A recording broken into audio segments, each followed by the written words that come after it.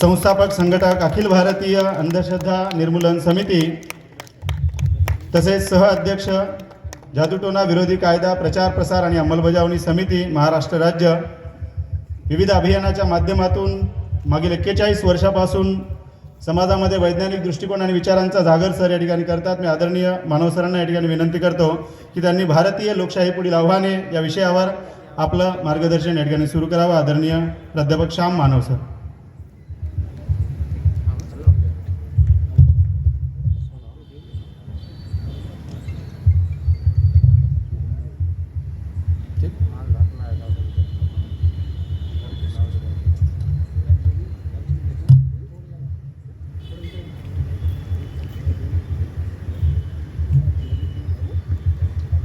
बंद केलं का?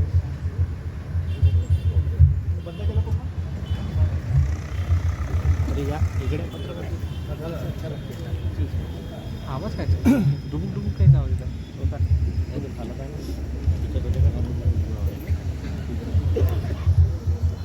नाही टेबल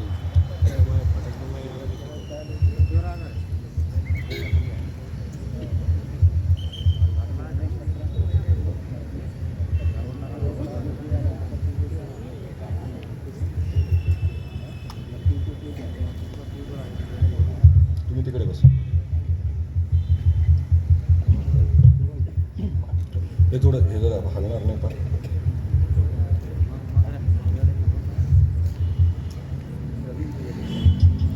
नाही मला उभं नाही राहत आहे।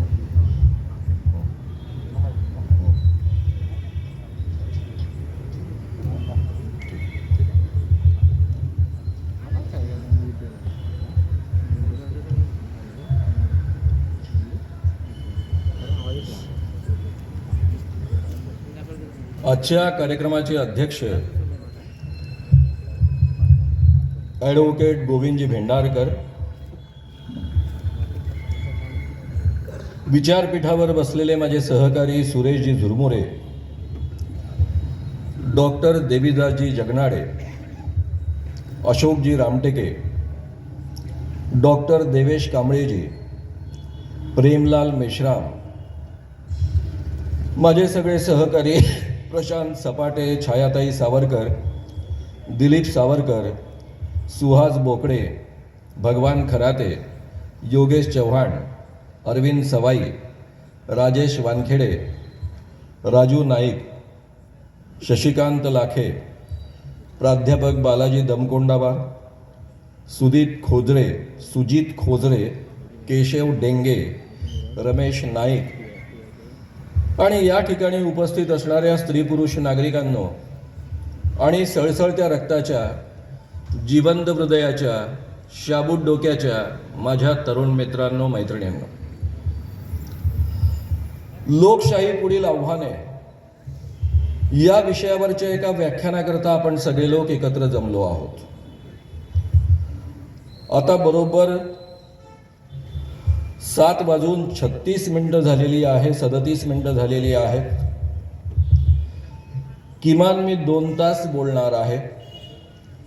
माझ्या सुरुवातीला तुम्हाला 2 सूचना आहेत। आपल्या सगळ्यांजवळ मोबाईल आहे, त्याबद्दल तुमचं मनापासून अभिनंदन। पण आज या मोबाईलला आपला नोकर बनवा। पुढचे 2-2.25 तास जो काही कालावधी आहे तोपर्यंत फोन आला तरी उचलू नका, SMS ने उत्तर द्या। मला पिन ड्रॉप सायलेन्सची सवय यायची तुम्हाला नीट कल्पना आहे आणि कितीही मोठी सभा असली तरी या पद्धतीनं तो आजपर्यंत मला मिळत आलेला आहे। त्यामुळे मित्रांनो, आपल्यापैकी एखाद्या माणसाची ही अडचण असेल की त्याला मधून मधून उठावं लागतं, बाजूला जावं लागतं, तर त्या माणसाने कृपया अशी कोपऱ्यामधली सीट पकडावी जेणेकरून तो उठल्यामुळे इतरांना डिस्टर्ब होणार नाही, ही आपण एक काळजी घ्या। तसंही आपल्या सरकारचं बंधन आहे, 10 नंतर कार्यक्रम चालू शकत नाही, त्यामुळे वेळेच्या आधी आपला कार्यक्रम संपलेला असेल। आजचा आपला जो विषय आहे लोकशाही पुढील आव्हाने, हा विषय इतकं गंभीर वळण घेईल याची मला कल्पना नव्हती। मी जेव्हा जेव्हा भारतभर हिंडत असे, दिल्लीमध्ये जात असे, सगळ्या पत्रकारांना सांगत असे, महाराष्ट्र फार वेगळा आहे. फुले शाहू आंबेडकरांचा हा महाराष्ट्र आहे, शिवाजी महाराजांचा हा महाराष्ट्र आहे, संत ज्ञानदेव संत तुकारामांपासून चालत आलेल्या वारकरी संप्रदायाचा, संत तुकारामांचा, गाडगे महाराजांचा, तुकडोजी महाराजांचा हा महाराष्ट्र आहे. आमच्या महाराष्ट्रामध्ये असं घडणं शक्य नाही असं मी फार ठमकावून सांगत असे. आणि आज आपल्या महाराष्ट्रामध्ये जे घडतंय ते इतकं अनाकलनीय आहे की हा कोणता महाराष्ट्र आहे हेच कळत नाही. आपल्या देशामध्ये लोकशाही अजून शिल्लक आहे काही अंशी. विचार स्वातंत्र्य आणि बोलण्याचं स्वातंत्र्य अजून कायदेशीररित्या थांबवलं गेलेलं नाही. लवकरच निवडणुका होणार आहेत आणि निवडणुकीमध्ये जे पक्ष असतील, सत्तास्थानी असतील किंवा विरोधामध्ये असतील, त्यांच्या विरुद्ध टीका करण्याचा, सभ्य भाषेत टीका करण्याचा प्रत्येक नागरिकाला अधिकार आहे. असं असताना पुण्यामध्ये एक नवे आयुक्त बदलून जातात, जे पूर्वी नागपूरला होते. हे आयुक्त कोण? धीरेंद्र कृष्ण महाराज. या महाराजानं नागपूरमध्ये दोन्ही कायद्यांचं उघडपणे उल्लंघन केलं. Drugs and magic remedies act 1954 साधा कायदा आहे की एखाद्या माणसाला जर डॉक्टरची डिग्री नसेल आणि तरी तो रोगांचं निदान करत असेल किंवा रोग दुरुस्तीचा दावा करत असेल तर हा कायदेशीररित्या गुन्हा आहे. आणि हा केंद्राचा कायदा कॉग्निजेबल असल्यामुळं FIR दाखल करावा लागतो आणि अटक तात्पुरती का होईना करावीच लागते. दुसरा कायदा महाराष्ट्राचा जादूटोणा विरोधी कायदा. त्या कायद्यामधला प्रत्येक शब्द मी फायनल केलेला आहे. सगळ्या विरोधी पक्षाच्या नेत्यांना, मुख्यमंत्र्यांना, कॅबिनेट मंत्रिमंडळातल्या सदस्यांना, उपमुख्यमंत्र्यांना त्यातले बारकावे त्यांच्यापर्यंत पोहोचवलेत. आणि म्हणून 2013च्या डिसेंबरमध्ये दोन्ही सभागृहांमध्ये तो एकमताने संमत झाला. बहुमताने नाही, एकमताने संमत झाला. पुढे या कायद्याच्या प्रचार प्रसाराची एक समिती गठीत झाली, त्याचा मी सहअध्यक्ष आहे. त्या नात्याने संपूर्ण महाराष्ट्रामधल्या 35 जिल्ह्यांमधल्या पोलिसांचं, पोलीस अधिकाऱ्यांचं ट्रेनिंग घेतलं. 7 तास हे ट्रेनिंग चालायचं. त्यांना मी या कायद्यातले सगळे बारकावे समजावून सांगायचो. आणि धीरेंद्र कृष्ण महाराजाच्या दिव्य दरबारामध्ये तो डायरेक्टली म्हणतो, आपको जादूटोना किया है, टोटका किया है, आपकी जो नजदीक के रिश्तेदार है, आपकी काकी है, उसने किया है. आणि आपल्या जादूटोणा विरोधी कायद्यामध्ये एखाद्या व्यक्तीवर तू जादूटोणा करतो असं म्हणणं इटसेल्फ कायद्याने गुन्हा आहे. मिनिमम शिक्षा 6 महिन्यापासून 7 वर्ष कारावासाची आहे. मी स्वतः या कमिटीच्या लेटर हेडवर सही करून तक्रार केली. अमितेश कुमार पुण्याचे आत्ताचे आयुक्त आणि त्यावेळेसचे नागपूरचे आयुक्त यांना दोन्ही कायद्यांच्या कॉपीज दिल्या. ज्या ACPंकडे ही जबाबदारी असते त्यांना त्यातले सगळे बारकावे समजावून सांगितले. महिनाभर काहीच ऍक्शन घेतली नाही. 2 दिवस आधी धीरेंद्र कृष्ण महाराज नागपुरातनं पळून गेला असं नागपूरच्याच पत्रकारांनी जाहीर केलं. आणि त्यानंतर अमितेश कुमार जाहीर करतात सगळ्या पत्रकारांपुढे की आम्ही याचा अतिशय सखोल अभ्यास केलेला आहे आणि दोन्हीही कायदे लागू होत नाही. हे बोलताना ते बोललेत की याला अंधश्रद्धा निर्मूलन कायदा लागू होत नाही. अंधश्रद्धा निर्मूलन हा शब्दच कुठे नाही आहे, तो जादूटोणा विरोधी कायदा. मी स्वतः ही प्रत त्यांच्या हातामध्ये दिलेली आहे. दुसरं ते म्हणाले ड्रग्ज अँड कॉस्मेटिक ऍक्ट लागू होत नाही. ड्रग्ज अँड कॉस्मेटिक ऍक्ट हा कायदा आहे drugs and magic remedies act 1954. एका IPS अधिकाऱ्याला या 2 कायद्यांमधला फरक कळत नाही. मग IPS झाले कसे ते? आणि IPS मध्ये कोणी ढकललं जात नाही, चुकून पास केलं जात नाही. म्हणजे त्यांना माहीत असून दिशाभूल होईल या पद्धतीची वक्तव्य करून त्यांनी धीरेंद्र कृष्ण महाराजांवर ऍक्शन घेतली ना. हेच अधिकारी आता पुण्यात गेले. पुण्यात गेल्यानंतर त्यांनी सगळ्यात पहिले स्वतःचं कर्तृत्व सिद्ध करण्यासाठी पुण्यातल्या सगळ्या बदमाश लोकांचे दोनदा त्यांची धिंड काढली. पुण्यातल्या सगळ्या वृत्तपत्रांनी, टीव्ही माध्यमांनी त्या गोष्टीचं कौतुक केलं की हा माणूस सगळ्या गुंडांना बटणीवर आणणारा. आणि या देशामध्ये 35 वर्षांपासून मांडणी करणारे निखिल वागळे, चौधरी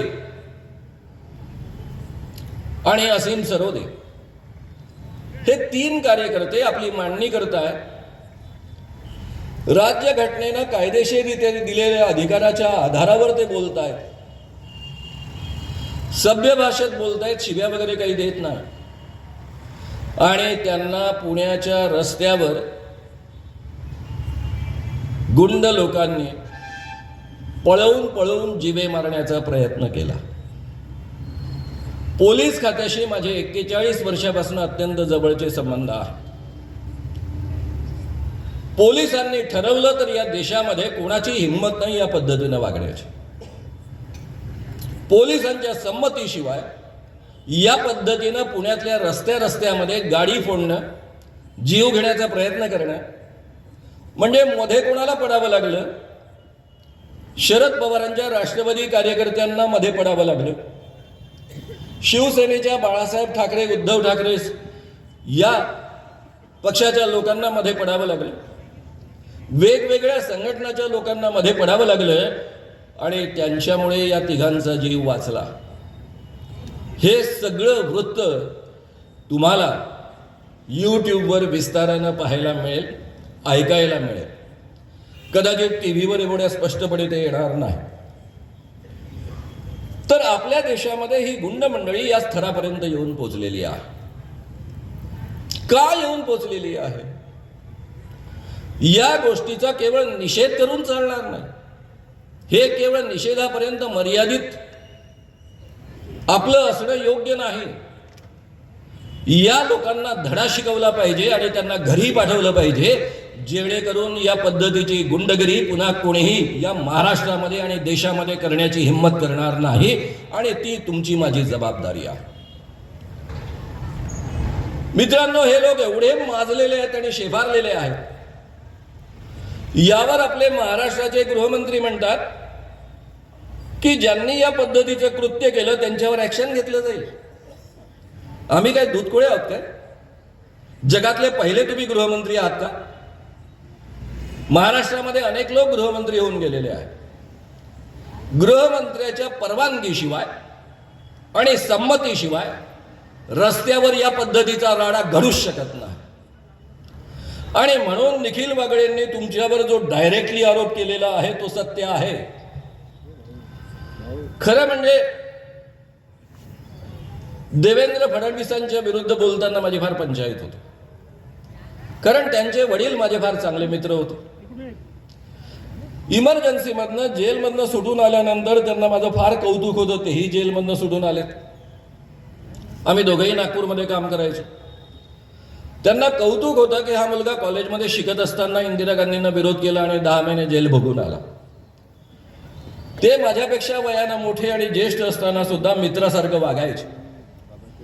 त्यामुळे कुठे ना कुठे आपल्या मित्राच्या मुलाविषयीची जी भावना असते ती सुरुवातीपासून देवेंद्रांविषयी माझ्या मनात राहिली. मी अनेकदा त्या पद्धतीनं बोललो. पण एवढ्या उदार मनाच्या, एवढ्या चांगल्या मनाचा माणूस, त्यांचा मुलगा या पद्धतीचा निघू शकेल हे कोणीही कधीही इमॅजिन केलं नसेल. मित्रांनो, ही जी गुंडगिरी सुरू आहे ती एवढ्यासाठीच सुरू आहे की या देशामध्ये वाटेल त्या परिस्थितीमध्ये त्यांना आपलं शासन टिकवायचं आहे. का टिकवायचं आहे? आपण काही वाक्य वापरतो की आमचं संविधान धोक्यामध्ये आहे. संविधान धोक्यामध्ये तर काय बिघडतं? समजा संविधान धोक्यामध्ये आहे, तर काय बिघडलं त्याने? पुन्हा लिहून काढू, दुसरं तयार करू. एवढ्यापर्यंत हा मुद्दा मर्यादित आहे. धीरेंद्र कृष्ण महाराजांच्या काळामध्ये मला हजारो फोन येत असत, म्हणजे त्या लढाईच्या काळामध्ये. त्यापैकी हरिद्वारच्या एका महंतांचा मला फोन आला. मानव साहब, आप अंधविश्वास के खिलाफ काम करते हो, बहुत अच्छा काम है, इस काम में हम शरीक होना चाहते हैं. मला आनंद झाला की हरिद्वारचा एक महंत या पद्धतीनं या कामामध्ये सामील होऊ इच्छितो. म्हटलं आपका स्वागत है. त्यांनी दुसरा प्रश्न विचारला, मानव साहब, आप में सही माने में किसी प्रकार का अंधविश्वास नहीं है? मैं मतलब जी नहीं, मुझ में किसी प्रकार का अंधविश्वास नहीं है. पुढचा प्रश्न त्यांनी विचारला, आपने हमारा कॉन्स्टिट्यूशन पढ़ा? मैं मतलब हर भारतीयों को वो पढ़ना आवश्यक होता है और मुझे तो पढ़ना ही पड़ता है. आपने इस कॉन्स्टिट्यूशन की प्रस्तावना पढ़ी है? मतलब हाँ जी पढ़ी है. इसकी शुरुआत है ना, हम भारतीय लोग, वी द इंडियन पीपल. जी हाँ. इसका मतलब यही हुआ ना कि हम भारतीय लोगों ने मिलकर ये कॉन्स्टिट्यूशन लिखी है और अपने आप को समर्पित की है. मतलब जी बिल्कुल बराबर है आपका कहना. बोले मानव साहब, आप तब वहां पर थे? मैंने बोला मैं कैसे रह सकता हूं. पंडित जवाहरलाल नेहरू जी ने, बंद करा, कोणाचा आहे,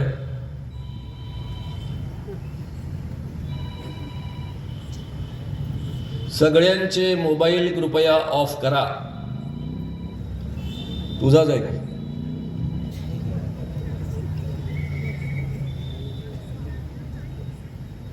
तो मैंने कहा,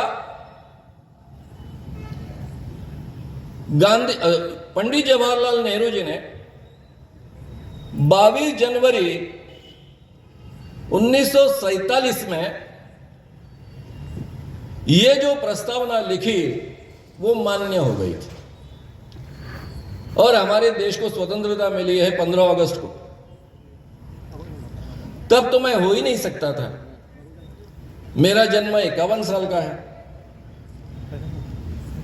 फिर बोले मानव साहब, अगर आप वहां पर नहीं थे, इसके बावजूद आप मानते हो कि हम भारतीयों ने ये कॉन्स्टिट्यूशन लिखी है और अपने आप को समर्पित की है, ये आपका सबसे बड़ा अंधविश्वास नहीं है क्या?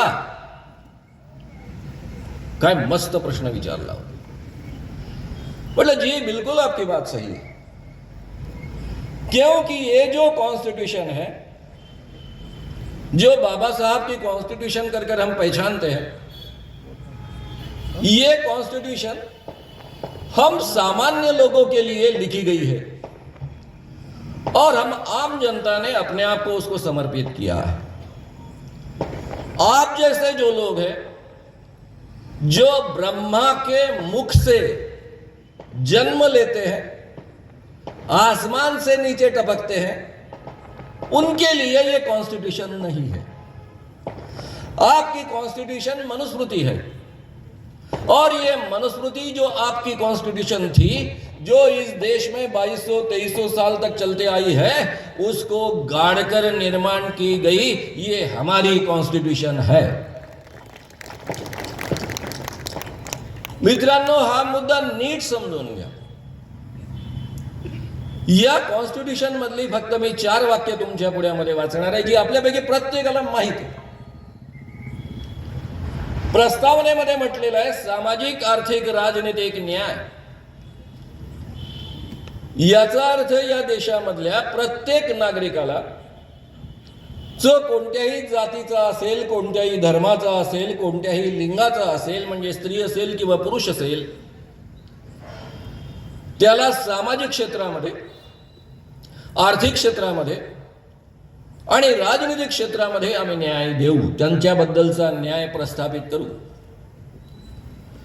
विचार, अभिव्यक्ती, विश्वास, धर्म, उपासनेची स्वतंत्रता, विचार व्यक्त करण्याची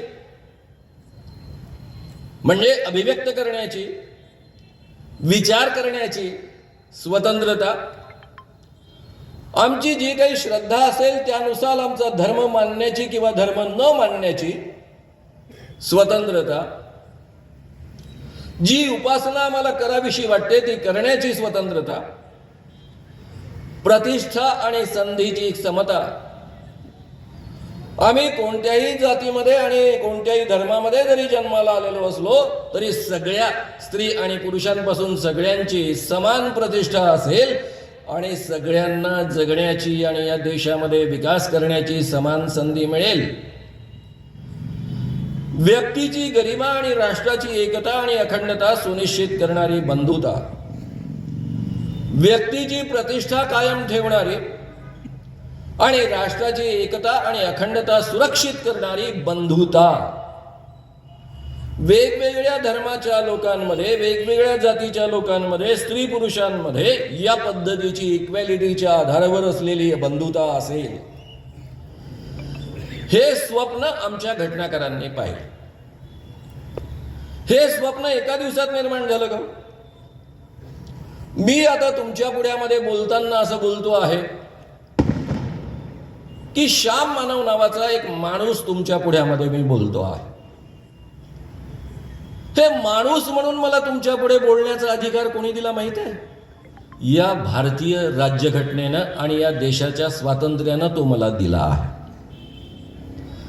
मी या देशामध्ये कधीच माणूस नव्हतो. या देशाच्या परंपरेमध्ये माझी ओळख काय आहे माहिती आहे? एक शूद्र तुमच्या पुढ्यामध्ये बोलतो आहे. ही या देशातल्या परंपरेची माझी आणि तुमच्यामधल्या मेजॉरिटीची ओळख आहे. शूद्र कोण? कलियुगामध्ये जे 4 वर्ण असतात त्यापैकी 2 वर्ण क्षत्रिय आणि वैश्य हे सस्पेंड केलेले आहेत. त्यामुळे कलियुगामध्ये 2च वर्ण असतात, एक ब्राह्मण आणि दुसरे शूद्र. त्यामुळे ज्यांना ज्यांना वाटतं ना आम्ही 96 कुळी आहोत, आम्ही असे आहोत, आम्ही तसे आहोत, काढून टाका डोक्यातनं. शूद्र आहात, अधिकृतरित्या शूद्र आहात. हे केवळ पुराणात लिहिलेलं नाहीये. शाहू महाराजांनी 1899 ची ही गोष्ट आहे. पंचगंगा नदीमध्ये ते स्नान करत असताना त्यांचा भटजी त्यांच्या पुढ्यामध्ये मंत्र म्हणत होता. त्यांच्या एका ब्राह्मण मित्राने लक्षात आणून दिलं की हा भटजी जो तुमच्या पुढ्यामध्ये मंत्र म्हणतो आहे तो पुराणातले मंत्र म्हणतो आहे, वेदांमधले म्हणत नाही. हा भटजी काही नवा नव्हता.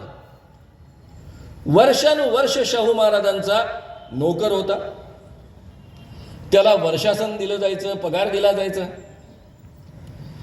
शाहू महाराजांनी स्वाभाविकच त्याला प्रश्न विचारला, का रे बाबा तू माझा भटजी आहे, माझा नोकर आहेस आणि माझ्या पुढे पुराणोक्त मंत्र का म्हणतोयस, वेदोक्त मंत्र का म्हणत नाहीस? त्यावर त्या भटजीने अतिशय नम्रपणे आणि उद्दामपणे उत्तर दिलं. तो म्हणाला, राजे तुम्ही जरी कोल्हापूर संस्थानचे राजे असले, मी तुमच्या पदरी नोकर असलो तरी तुम्ही जन्माने शूद्र आहात आणि शूद्रांना वेद ऐकण्याचा अधिकार नाही आणि म्हणून मी तुमच्या पुढ्यामध्ये वेदोक्त मंत्र म्हणू शकत नाही. शाहू महाराजांना राग आला. त्यांनी त्याला काढून टाकलं, त्याचं वर्षासन बंद केलं, नोकरीवरनं त्याला हकललं. अख्ख्या महाराष्ट्रामध्ये आग लागली.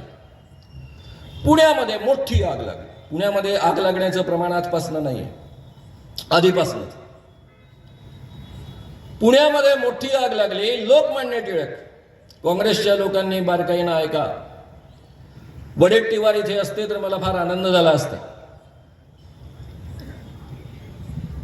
काय आपलं जुनं होतं आणि आपलं संचित काय आहे ते प्रत्येकाने नीट समजून घेतलं पाहिजे. लोकमान्य टिळकांनी लिहिलं अग्रलेखामध्ये की आजच्या काळामध्ये केवळ 2च वर्ण शिल्लक आहेत, ब्राह्मण आणि शूद्र. कलियुगामध्ये क्षत्रिय आणि वैश्य हे वर्ण सस्पेंड केलेले असल्यामुळं ही जी चर्चा सुरू आहे की शाहू महाराज हे क्षत्रिय आहेत की शूद्र आहेत, ही चर्चा निरर्थक आहेत. शाहू महाराज जन्माने शूद्रच आहेत आणि त्यामुळे त्यांना संस्कृत मंत्र ऐकण्याचा अधिकार नाही आणि त्यामुळे त्यांच्या भटजीनं त्यांच्या पुढ्यात ते मंत्र म्हटले नाही, ते योग्यच आहे. उलट भटजीवर यांनी अन्याय केलेला आहे. लोकांनी प्रश्न विचारलेत, टिळकांनी त्याचं उत्तर दिले. मग शिवाजी महाराजांचं काय? शिवाजी महाराज रयतेचे राजा, सर्वसामान्य माणसांमधनं त्यांनी सैनिक निर्माण केले, सवंगडी निर्माण केले, कधी जात पाळली नाही, कधी अस्पृश्यता पाळली नाही. महारांपासून अनेक अतिशूद्रांना त्यांनी किल्लेदार बनवलं, सेनापती बनवलं. स्त्रियांना बरोबरीच्या नात्यानं सन्मानानं वागवलं आणि म्हणून आपण शिवाजीला जनतेचा रयतेचा राजा असं म्हणतो.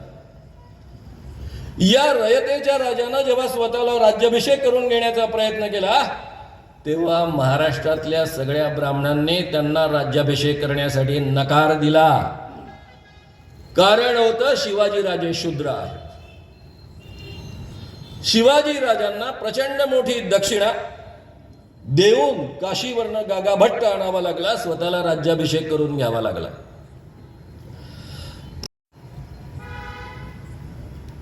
काय म्हणतात? शिवाजी राजांबद्दल त्या गागाभट्टांनी अपवाद केला होता, पण शिवाजी राजांचे सगळे वंशज हे शूद्रच आहेत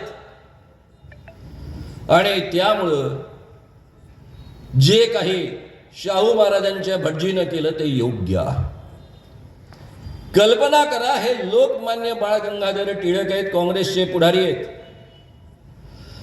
यांच्यासारख्या विचार असणाऱ्या माणसाच्या नेतृत्वाखाली जर काँग्रेसचं आंदोलन पुढे चालू राहिलं असतं, 1947 साली या देशाला स्वातंत्र्य मिळालं असतं, तर डॉक्टर बाबासाहेब आंबेडकर कुठे असते?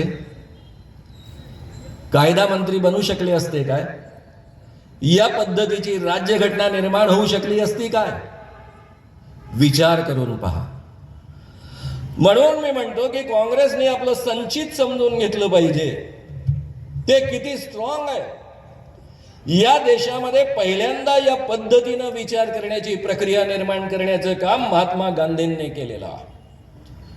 पुढचं बोलण्याच्या आधी फक्त मी 2 मुद्दे तुमच्या पुढ्यामध्ये मांडून पुढे जातो. पंडित जवाहरलाल नेहरूंना महात्मा गांधींनी सांगितलं, ज्यावेळेस राष्ट्रीय सरकार बनण्याची वेळ आली, की डॉक्टर बाबासाहेब आंबेडकरांना कायदा मंत्री म्हणून तुमच्या मंत्रिमंडळामध्ये घ्या. डॉक्टर बाबासाहेब आंबेडकर आणि काँग्रेस यांचं सख्य नव्हतं. डॉक्टर बाबासाहेब आंबेडकर ऑलरेडी घटना समितीवर एक सदस्य म्हणून त्यावेळेस 300 समथिंग 350 सदस्य होते, त्यापैकी एक निवडून आले होते. आणि ज्या भागातनं ते निवडून आले ते आजच्या बांगलादेशमध्ये गेला, म्हणजे पाकिस्तानात गेला. त्यामुळे डॉक्टर बाबासाहेब आंबेडकरांना पुन्हा मुंबई प्रांतातनं निवडून आणावं लागलं. महात्मा गांधींनी डॉक्टर बाबासाहेब आंबेडकरांनी कायदा मंत्री बनवा असं का सुचवलं? तुम्ही म्हणाल बाबासाहेब आंबेडकर खूप विद्वान होते म्हणून. बाबासाहेबांची विद्वत्ता अर्थशास्त्रामध्ये अधिक होती, त्यांना अधिक PhD अर्थशास्त्रामध्ये होते. महात्मा गांधी त्यांना अर्थमंत्री बनवा असं नाही बोलले, कायदा मंत्री बनवा, कारण त्याच खाद्याच्या माध्यमातून पुढचं घटनेचं काम चालणार आहे. आणि त्यामुळे डॉक्टर बाबासाहेब आंबेडकर हे मसुदा समितीचे अध्यक्ष बनू शकले, महत्त्वाचा रोल प्ले करू शकले. महात्मा गांधींनी सांगितलं, पंडित जवाहरलाल नेहरू स्वतः आंबेडकरांना भेटायला गेलेत, त्यांना विनंती केली की माझ्या मंत्रिमंडळामध्ये लॉ मिनिस्टर म्हणून या. आणि बाबासाहेबांचं, गांधींचं आणि नेहरूंचं सख्य नसताना सुद्धा त्यांनी ही ऑफर स्वीकारली. मंत्री बनण्याचा फार हौस होती म्हणून नाही, तर या देशामध्ये जी घटना बनते आहे त्यामध्ये मला महत्त्वाचा रोल प्ले करता येणार आहे आणि या देशामधल्या शेवटच्या माणसाला आणि खास करून स्त्रियांना मी न्याय देऊ शकणार आहे हे त्यांना उत्तमरित्या माहीत होतं आणि म्हणून त्यांनी ती ऑफर स्वीकारली. या तिघांच्या सामायिक इच्छेमधनं या पद्धतीची राज्यघटना निर्माण झालेली आहे. 1920 साली लोकमान्य टिळकांचा मृत्यू झाला. त्यानंतर अवघ्या काही महिन्यांमध्ये 25 डिसेंबर 1920 ला नागपूरला एक राष्ट्रीय अधिवेशन भरलं काँग्रेस. त्यामध्ये एक अंत्यच संमेलन आयोजित करण्यात आलं होतं.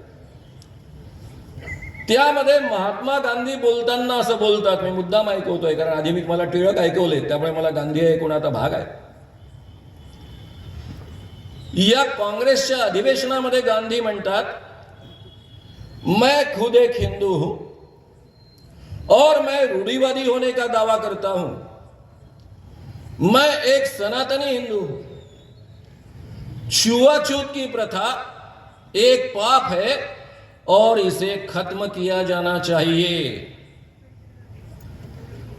मैं इस पाप को मिटाना अपने कर्तव्य के रूप में देखता हूं. मैं खुद को हिंदू कहने में भी शर्म महसूस करता हूं. ही जी स्पृश्य अस्पृश्यतेची प्रथा आहे ती मिटवणं हे माझं कर्तव्य आहे आणि ती माझ्या धर्मात आहे. म्हणून मला मी हिंदू आहे असं म्हणण्याची लाज वाटते. एका बाजूने म्हणतात मी सनातनी हिंदू आहे, दुसऱ्या बाजूने म्हणतात मला लाज वाटते. जाति के आधार पर भेदभाव करता है वह सनातनी हिंदू नहीं हो सकता है. मित्रांनो, महात्मा गांधी नेतृत्व स्वीकारत होते तोपर्यंत काँग्रेसमध्ये उच्चभ्रू लोकांचं वर्चस्व होतं. अजून महात्मा गांधींच्या हातामध्ये नेतृत्व आलेलं नव्हतं आणि पहिल्याच अधिवेशनामध्ये टिळकांनंतरच्या ते छुआछूतच्या प्रश्नाला हात लावत आहेत, सुधारणेच्या गोष्टी करत आहेत. 1920 नंतर जे काही वळण काँग्रेसच्या सगळ्या आंदोलनाने घेतलं त्यामध्ये समतेचं बीज, स्वातंत्र्याचं बीज, अहिंसेचं बीज, बंधुभावाचं बीज प्रयत्नपूर्वक रोवण्यात आलं. सगळ्या धर्माच्या, जाती धर्माच्या स्पृश्य आणि अस्पृश्य लोकांना चळवळीमध्ये इक्वल लेव्हलवर सहभागी करून घेण्यात आलं. ख्रिश्चनांना, मुस्लिमांना सुद्धा बरोबरीच्या नात्यानं त्यामध्ये सहभागी करून घेण्यात आलं. त्यातून काँग्रेसच्या या सगळ्या प्रयत्नातनं या 3 मूल्यांची बीजं आपल्या देशामध्ये रोवल्या गेलीत. 1920 ते 1947 या पद्धतीनं ही आंदोलनं चालत राहील आणि म्हणून मित्रांनो, या 4 मूल्यांच्या आधारावर तुम्हाला मला सर्वसामान्य माणसाला न्याय देणारी, प्रतिष्ठा देणारी एक राज्यघटना निर्माण होऊ शकली. या देशामध्ये कधीच समता नव्हती. मी मनुस्मृतीमधले काही उल्लेख तुमच्या पुढ्यामध्ये करणार आहे त्यावेळेस तुमच्या लक्षात येईल. या देशामध्ये ना कधी आर्थिक समता होती, ना कधी राजकीय समता होती, ना कधी सामाजिक समता होती. या देशामध्ये कोणत्याच प्रकारचं स्वातंत्र्य नव्हतं. स्त्रियांना आणि शूद्रांना शिकण्याचं सुद्धा स्वातंत्र्य नव्हतं. विचार व्यक्त करण्याची तर गोष्टच दूर राहिली. बोलण्याचं स्वातंत्र्य नव्हतं. या देशामधल्या सर्वसामान्य माणसाला तुम्ही म्हणू शकता की बंधुता होती, पण बंधुता कशा पद्धतीची होती जरा आठवून पहा. माझ्या वयाची जी माणसं असतील त्यांनी आपली ग्रामीण जनतेमधलं वातावरण आठवून पहा. अनेक माणसांना घराच्या उंबरठ्याच्या आत प्रवेश नसायचा. पाटलाच्या घरी फुकटची सगळ्यांना चहा पाजला जायचा जो पाहुणा घरी येईल तो. पण जे स्पृश्य असत, म्हणजे स्पृश्य समजले जात असत, हे सारे अशूद्रच ना, तरी त्यातले जे स्पृश्य समजले जात असत त्यांना उंबरठ्याच्या आत प्रवेश, त्यांना स्वतः पाहुण्यांच्या घरची मंडळी म्हणजे त्या घराची मंडळी चहा देत असत. जी अतिशूद्र मंडळी असायची ती यायची उंबरठ्याच्या बाहेर बसायची, त्यांनाही चहा दिला जायचा. पण त्यांनी स्वतः कपबशी स्वच्छ करायची, बाजूला ठेवलेली, त्या चहा प्यायचा आणि त्यानंतर ती विसळून ठेवायची. हे चित्र तुम्हा सगळ्यांना आठवत असेल कारण तुम्ही ब्रह्मपुरीच्या परिसरात राहणारी माणसं आहात. हे चित्र आपल्या देशामधली वास्तविकता आहे. 2000 ते 2300 वर्षाची वास्तविकता आहे. म्हणून मित्रांनो, फुल्यांनी पुण्यामधलं वर्णन करून ठेवलं. पुण्यामध्ये जर एखाद्या अतिशूद्र माणसाला रस्त्यावरनं चालायचं असेल तर चप्पल निर्माण करणारा चांभार सुद्धा त्याला अनमाणी पायाने चालावं लागायचं, कारण अतिशूद्र माणसांना चप्पल घालण्याचा अधिकार नव्हता. मग त्यांनी काय करायचं? मग त्यांनी भर रणरणत्या उन्हामध्ये सुद्धा अनमाणी पायाने चालायचं, पायामध्ये चप्पल घालायची नाही, आणि त्यांची पावलं उमटू नयेत म्हणून मागे झाडू बांधायचा आणि त्यासोबत गळ्यात मडकं बांधायचं, त्यामध्ये थुंकायचं. ही या देशामधल्या अतिशूद्र माणसांची ओळख होती, आणि यांची संख्या नेहमीच 40% अधिक होती. आणि म्हणून हा देश 2000 वर्ष गुलाम राहिला. केवळ मुस्लिमांचा गुलाम नाही राहिला. अरे काय होणार आहे? ज्या काळामध्ये लोक तलवारीने लढत असत, त्या काळामध्ये लढण्याचा अधिकार फक्त क्षत्रियांना, ते वारंवार लढून मरत असत. टोटल लोकसंख्येमध्ये क्षत्रिय 10%, त्यातल्या 5% स्त्रिया, त्या लढणार नाहीत, उरले 5%. आपसात वारंवार लढून मरत असत. 2-3% लोक एवढ्या मोठ्या देशाचं संरक्षण कसं करणार? त्या काळात, ज्या काळात लोक तलवारीने लढत असत. हा देश गुलाम बनण्याची बीज या देशातल्या चातुर्वर्ण्यामध्ये आहे, आणि म्हणून हा देश तब्बल 2000 वर्ष गुलाम राहिलेला. मित्रांनो, तुम्हाला आश्चर्य वाटेल, तुम्ही या पद्धतीनं विचार केला की नाही मला माहित नाही. या देशामध्ये 800 वर्ष मुस्लिमांचं राज्य राहिलं, पण त्यांनी या चातुर्वर्ण्यामध्ये कधीच हस्तक्षेप केला नाही. ब्राह्मणी श्रेष्ठत्व या देशामध्ये कायम ठेवलं. इंग्रज या देशामध्ये आले, 150 वर्ष त्यांनी राज्य केलं असं आपण मानतो. त्यांनी या चातुर्वर्ण्यामध्ये कधीच हस्तक्षेप केला नाही. तुम्ही म्हणाला हो अनेक सुधारणा झाल्या ना. हो, त्यांनी काय केलं? त्यांना लाज होती. शेवटी ते लंडन आणि ब्रिटनचे लोक होते. त्यामुळे एखादा राजा राममोहन रॉय पुढे येतोय, चळवळी करतो आहे, या देशामधली सती प्रथा बंद करण्याचा प्रयत्न करतोय, तर मग त्याला ते सपोर्ट करायचे. पण स्वतःहून इंग्रजांनी असा एकही कायदा केला नाही की ज्यामध्ये चातुर्वर्ण्याला नख लागेल. ही या देशामधली वस्तुस्थिती आहे. हे जर आपण समजून घेणार नाही तर आपल्याला डॉक्टर बाबासाहेब आंबेडकरांनी दिलेल्या घटनेचं महत्वच कळणार. स्वातंत्र्य, बंधुता, समता, न्याय, बस 4 मूल्य. त्याचा अर्थ कळतो का आपल्याला? या देशामध्ये जे शूद्र माणसं आहेत त्यांना कधीच न्याय मिळायचा नाही. न्याय फक्त उच्च वर्णात जन्मलेल्या लोकांना असायचा. या देशामध्ये मनुस्मृती 2300 वर्षापूर्वी साधारणतः निर्माण झाली असं मानलं जातं. विलियम जोन्स नावाच्या सरकारी अधिकाऱ्याने, इंग्रज अधिकाऱ्याने त्याचं भाषांतर केलं. मुस्लिमांचे कायदे करण्यासाठी हदीस असते, शरीयत असते, मग हिंदूंचे कायदे करण्यासाठी काय काशीच्या पंडितांनी त्यांना सांगितलं मनुस्मृती, आणि म्हणून त्यांनी मनुस्मृतीच्या आधारावर कायदे करण्याचा प्रयत्न केला. ही जी मनुस्मृती आहे, ज्याच्या आधारावर या देशामध्ये 2200-2300 वर्ष समाज चालत होता, त्यामधले फक्त 2-4 मुद्दे मी तुमच्या पुढ्यामध्ये मांडणार आहे. ब्रह्मपुरीला नेहमीच मोठ्या संख्येने लोक ऐकायला येतात. त्यामध्ये स्त्रियांची संख्या अधिक असते, म्हणून मी त्यांचं जाहीररित्या अभिनंदन करतो आहे.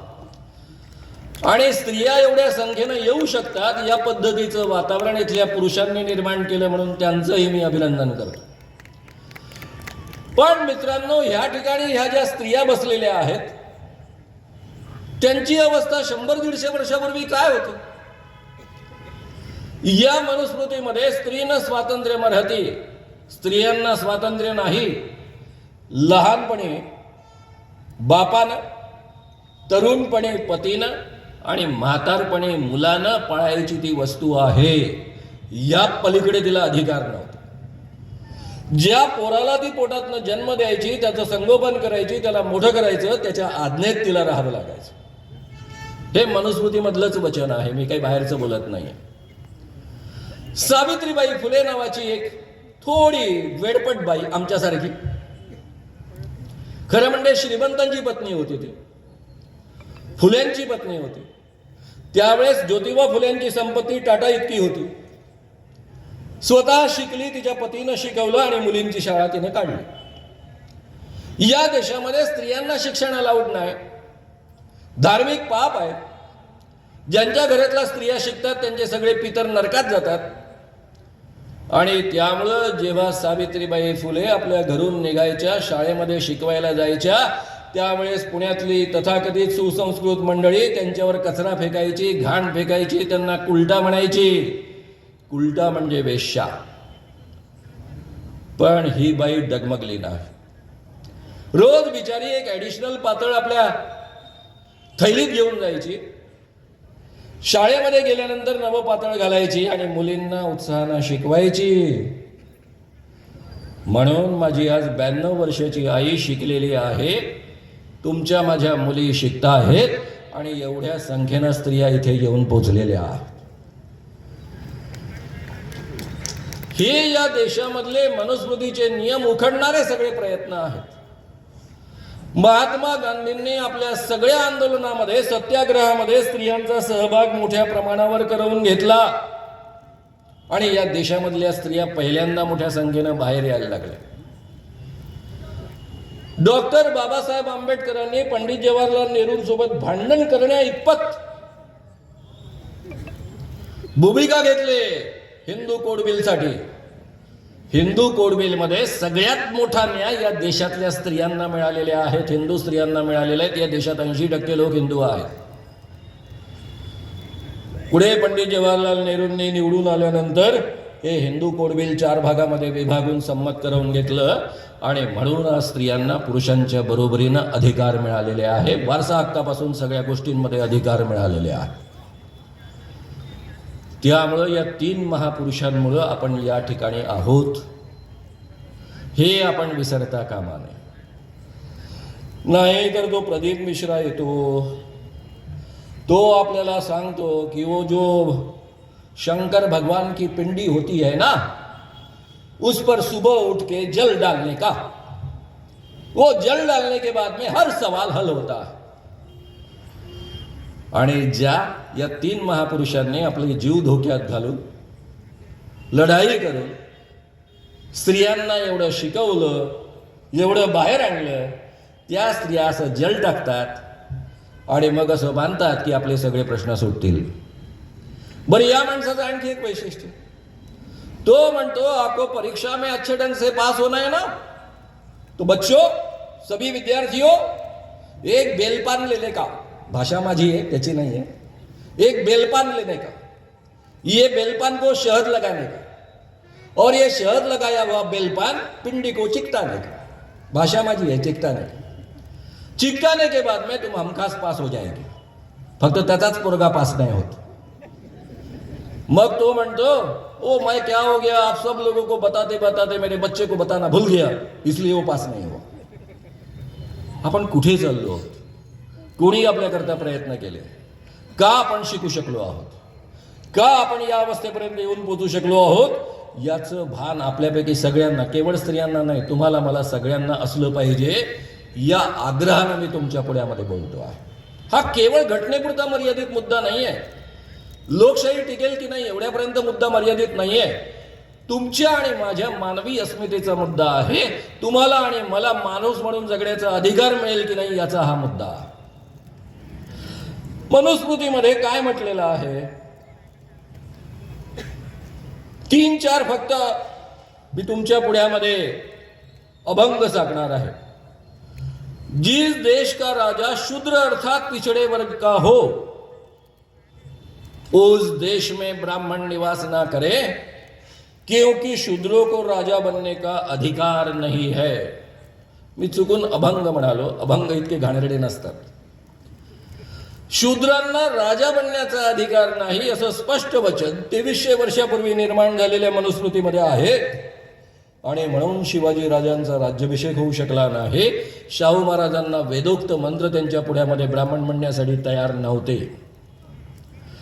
ब्राह्मण की संपत्ति राजा द्वारा कभी भी नहीं ली जानी चाहिए, लेकिन अन्य जाति के व्यक्तियों की संपत्ति उनके उत्तराधिकारी न रहने पर राजा ले सकता है. ब्राह्मण की संपत्ति राजा द्वारा कभी भी नहीं ली जानी चाहिए, याच्या पुढे म्हटलेलं आहे यह एक निश्चित नियम है, यानी कुछ भी हो जाए राजा की संपत्ति यानी ब्राह्मणों की संपत्ति राजा नहीं ले सकता है। यदि शूद्र गर्व से ब्राह्मण पर थूक दे तो उसके ओठ काट ले, उसके ऊपर पेशाब कर दे तब उसका लिंग काट दे। कदाचित इथपर्यंत ठीक आहे बा, एखाद्या गर्वाने एखाद्या ब्राह्मणावर जर थुंकला तर त्याचे ओठ कापले, लग्नी केली तर लिंग कापलं, पण पुढचं भारत भयानक आहे। लेकिन उसकी ओर अपान वायु निकाले तब उसकी गुदा कटवा दे। अपान वायू म्हणजे आपल्या वऱ्हाडी भाषेमध्ये पादणे। आता मला सांगा, आपल्या पादण्यावर कोणाचा तरी कंट्रोल आहे का? आपल्यापैकी एखादा तरी छाती ठोकपणे मुदी बडवता तशी छाती बडवून मैं जिंदगी में कभी भी किसी के आगे पादूंगा नाही असं अभिवचन आपण देऊ शकतो का? आता कल्पना करा, रस्त्यामध्ये एखादे ब्राह्मण महोदय आले, त्यांना हा नमस्कार करतो आहे आणि फिरला आणि तेवढ्यात पात सुटली, त्याची गुदा कापून टाकायची, असले नियम। शेवटचा नियम मजेशीर आहे। बिल्ली, नेवला, नीलकंठ, मेंढक, कुत्ता, उल्लू, कौवा, किसी एक की हिंसा का प्रायश्चित शूद्र की हत्या के प्रायश्चित के बराबर है। अर्थात शूद्र की हत्या कुत्ता बिल्ली की हत्या के समान है। आपली किंमत या देशामधले, कारण आपल्याला टिळकांनी सांगून ठेवलं, मी पुराणातल्या गोष्टी सांगत नाही, टिळक अधिकारवाणीने बोलणारे ग्रस्त होते की या देशामध्ये ब्राह्मण वगळता बाकी सगळे शूद्र आहेत। याचा अर्थ या देशामध्ये किमान 94 ते 95% लोक शूद्र आहेत, बरोबर आहे ना? आता अजून आपल्या देशामध्ये जातीगत जनगणना झालेली नाही, ती होण्याचं अभिवचन इंडिया आघाडीने दिलेलं आहे, महाराष्ट्रातल्या सगळ्या विरोधी पक्षांनी दिलेलं आहे, जे आता विरोधात आहेत त्यांनी, की आम्ही जातीगत जनगणना करू, त्यावेळेस आपल्याला निश्चित आकडा कळेल आणि ते होणं गरजेचं आहे। पण मित्रांनो, आपल्या देशामध्ये हे जे 4%, 5%, 6%, 10% जे काही असेल, अजून आपल्याला माहित नाही नेमका, ते वगळता बाकी सगळ्या लोकांना काहीही